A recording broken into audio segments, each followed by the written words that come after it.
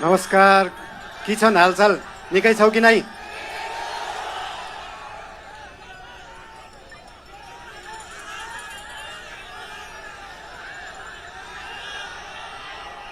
बेली छकालै एउटा सुइना देखेको थिएँ।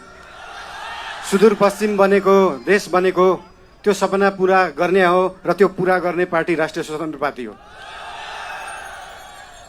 बोहराजी बुझेछौ कि नै?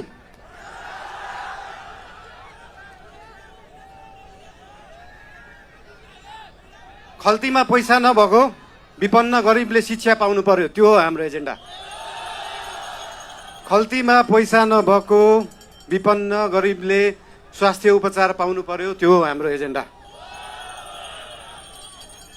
2 वर्षमा बन्ने बाटो 20 वर्षमा पनि बन्दैन, 1.5 वर्षमा बन्नु पर्यो, त्यो हो हाम्रो एजेन्डा। रुखमा बाँधेर हुन्छ कि बाटोमा सुताएर